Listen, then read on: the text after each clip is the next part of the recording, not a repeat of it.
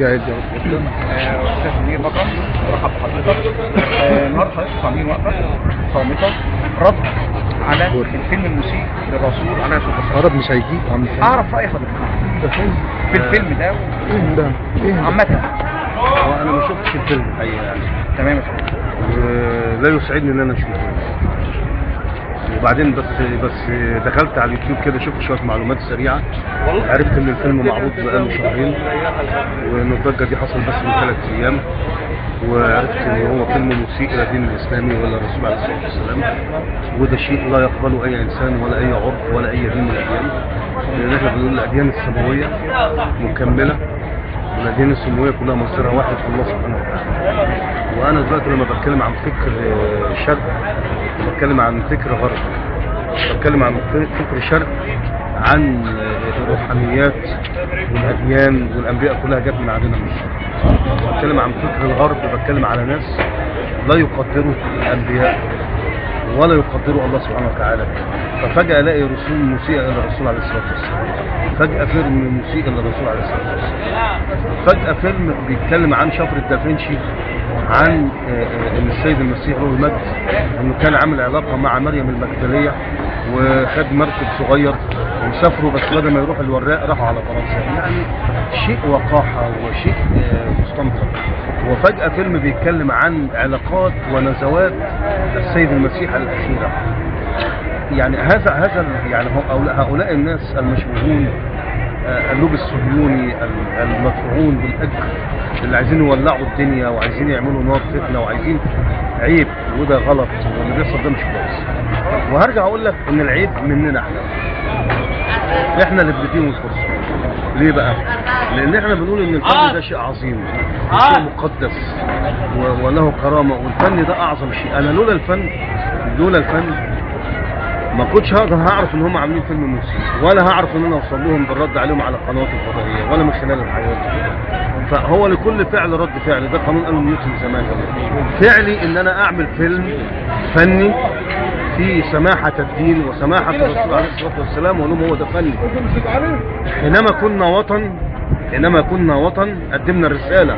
مصطفى العقاد قدم للعالم فيلم الرساله، وفيلم العالم كله بهر بهذا الفيلم، وكان نتيجة هذا ان هم اقتلوه، حطوا له قنبلة وفجروا الراجل. ليه؟ لانه قدم فيلم عظيم بيتكلم عن الدين. يا جماعة لازم نصحى بقى، لازم نعرف ان احنا الوطن محارب، لازم نعرف ان احنا اقتصادنا تعبان، لازم نعرف ان احنا في مركب ماشية لازم نحافظ عليها كلنا. يعني لما الاكل بيغلى عليا وعلى احمد ضاري وعلى مصطفى وعلى حنا وعلى جرجس، علينا كلنا، وما حدش هيدينا حاجه. الاخوه اللي في المهجر اللي قاعدين في التكييفات وقاعدين في عربيات مكيفه وعندهم فلل، يقول لهم احنا غلابه، احنا عندنا شقه عقد مؤقت، احنا بندخل عيالنا المدارس بالعافيه، فارحمونا وخليكم في حالكم ومالكوش دعوه بينا، احنا ما عندناش مشاكل، انتوا اللي عاملين لنا مشكله، بينا مشكله كفايه ونحن نرفض هذا السلوك. تمام يا فندم. طيب بالنسبه لحضرتك قلت ان رد بفيلم يبين هل في نيه فعلا ان يتم عمل ضغط او فيلم فعلا من فنانين مصريين بهذا الموضوع؟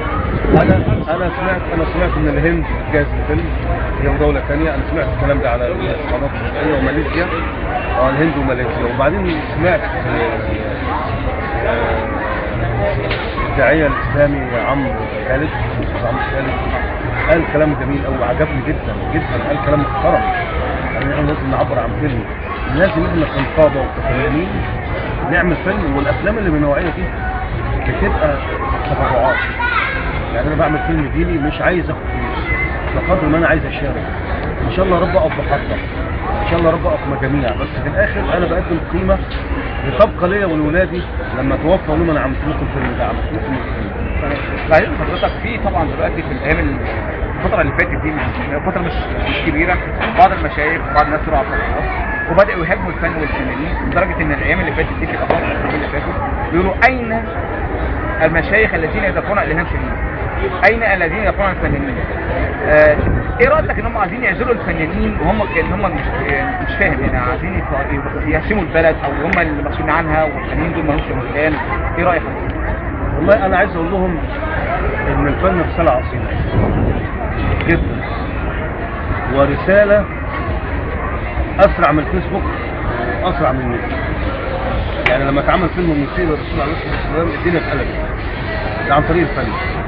عارف لو واحد طلع وقال وعظه مش هتصل زي ما الفيلم وصل، والفيلم كان نكره ومش معروف، والعيال دي مش معروفين، فجاه اصبحت اضاءه عليهم، فجاه الدنيا راحت منوره عليهم، وفجاه الناس بتقول لك الله احنا عايزين نشوف ايه الفيلم. يعني اصبح ان حتى الناس اللي هي بقت ضد الفيلم عايزه تشوف الفيلم. هقول لك على حاجه، هذا الفيلم لو عرض في سينمات امريكا هيعمل ايرادات اعلى من التايتانيك، يعني ممكن يجيب لهم 100 مليون دولار مع انه مش فيلم ومسيء وغير فني وتعبان ومفيش كاميرا ومفيش واضح ان هم الشباب جواه اجتمعوا وقالوا نعمل اي حاجه نهاجم بيها. هي دي رساله الفن. النهارده بنقول للناس اللي هي بتهاجم الفن احنا كفنانين بنرفض الفن الهابط، احنا ضد الفن الهابط. والفن الهابط ده انا ما اقبلوش على اولادي، ما اقبلوش على التلفزيون انه يخش البيت، ما اقبلش ان انا الاقي بنت جنبي وواحد بيبوس واحد، انا ما اقبلش ده، انا ما اقبلش ده. يعني احنا مش بنعمل فيلم البوس من اجل البوس، لا احنا بنعمل دراما ليها معنى. وبعدين لما هم بيتكلموا عننا كده طب ما اتكلموش على الافلام التركيه ليه؟ المسلسلات الايرانيه ليه؟ ما الايرانيه والتركيه تتعدى كل طب اقول لك على حاجه، احنا شفنا مسلسل ايراني اللي هو بتاع سيدنا يوسف. الازهر مانع ان الانبياء يظهروا او الصحابه يظهروا. شفنا مسلسل عن سيدنا عمر بن الخطاب معمول في الاردن او معمول في العراق، ايوه، ومع ذلك تحدي للازهر وتحدي لاعمده الازهر وتحدي لينا كمسلمين وكمسيحيين. هقول لحضرتك حاجه معلش، الاحداث اللي مصر بتمر بيها دلوقتي زي ما حضرتك شايف دلوقتي كله توجه الى السفاره الامريكيه ما بين ضرب وحرق وتعدي على السفاره من جوه وعلى حرم السفاره ونزول العلم الامريكي وحط العلم قاعده والكلام ده كله.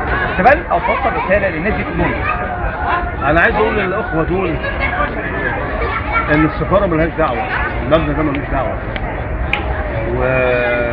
وما يضربوش في الامن المصري لان مش وزاره الداخليه اللي عامله الفيلم، ده هم بيضربوا في الامن والامن بيضرب فيه.